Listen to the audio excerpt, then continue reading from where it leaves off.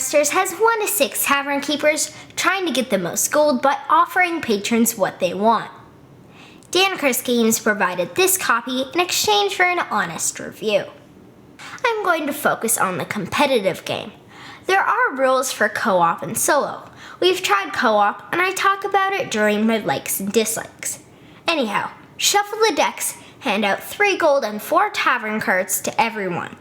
Each player selects a card, then passes the rest to their left. Once all cards have been drafted, start the day phase. Let's look at those cards.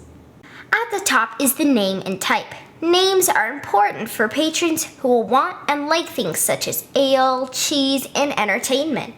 Types will be goods, drink, food, and game, and others will be NPCs, entertainer, mage, wench, and so on. At the bottom is the effect, if any, and cost to play.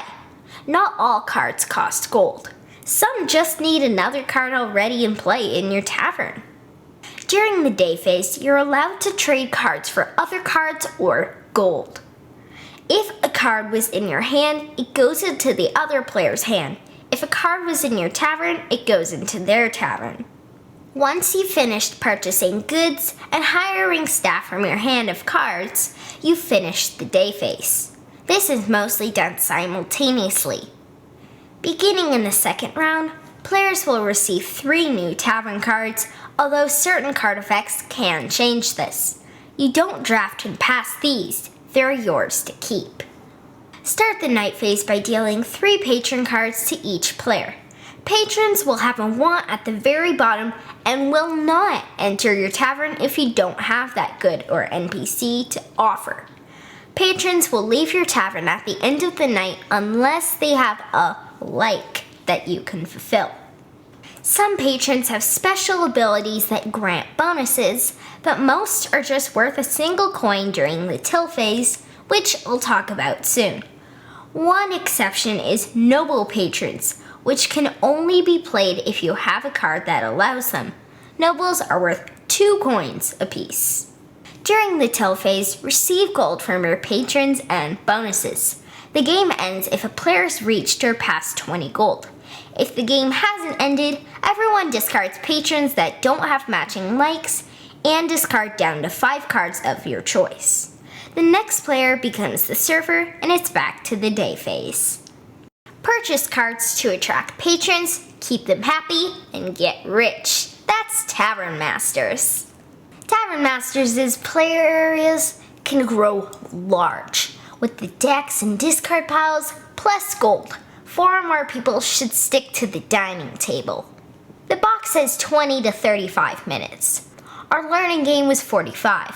While we cut close to 15 minutes off that in our second game, we started adding the expansions, which bumped it back up again. With all that said, this is still a weeknight game.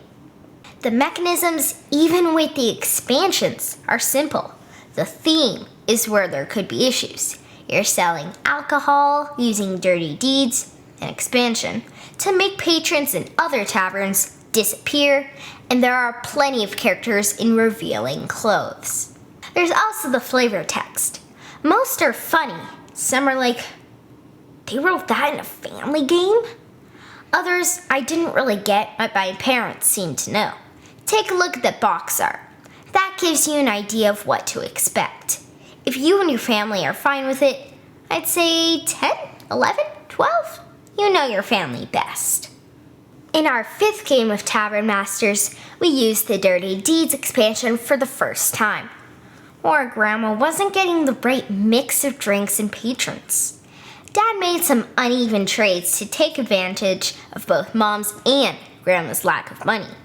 Late in the game, we were sure Dad was going to trigger the end. To keep him from winning, all 3 of us targeted him with our Dirty Deeds cards. He shrugged it off and was like, bring it. We added up the final score. Grandma had 8, I had 19, Dad had 20, and Mom had 23. Tavern Masters' base game is surprisingly quick and simple. At the same time, you have plenty of decisions thanks to the drafting, hand management, engine building, and trading. In your early games, before you know all the cards in the deck, trading slows the game down. Don't worry about this too much. At first, I wish there was a trade limit. After a few games, we had a better feel for things, and now it zips along. Speaking of zipping along, the simultaneous phases keep things moving. One thing to keep in mind: analysis paralysis. AP means you freeze when you need to make decisions. I don't think there are a lot of AP moments in this game, but it can drag if everyone's waiting on a player. The ending isn't as set in Spirit Island, but it can come quickly if you aren't paying attention.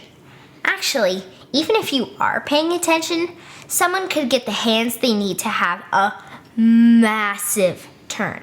They could go from last to first and trigger the game's end.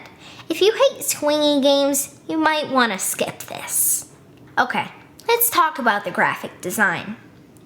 I wish the card names were in a different style because they were a little hard to read at times. I mentioned the art earlier. I like it, but some people won't. The outfits aren't more revealing what I've seen at comic conventions, watching wrestling at the beach or pool, or even at the mall.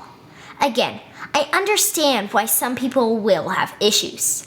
Take a good look at the cover and art on Board Game Geek before you pick this up. Okay, the flavor text. My parents explained a few lines to me, and I was like, I could see those bothering people a bit more, and those are just the ones I know about.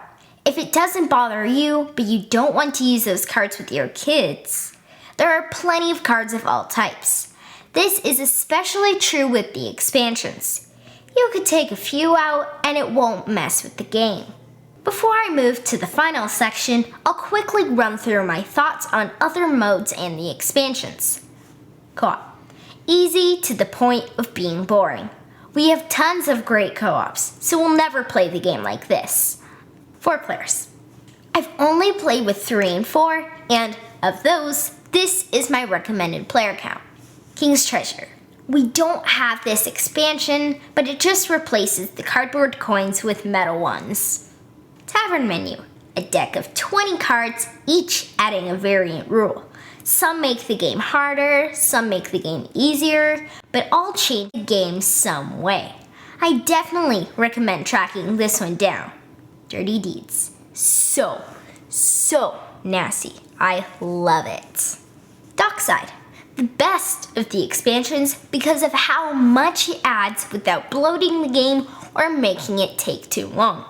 We play with both Dockside and Dirty Deeds, and I recommend playing up to at least 30 gold, or else the game ends a bit too quickly for our liking. The base game of Tavern Masters is pretty good, but I found it best with 4 players and the expansions. Without Dirty Deeds, and especially Dockside, this cute little game of hand management and tableau building probably wouldn't last in our collection. With them, it's quite solid. If you're fine with the theme and art, check it out.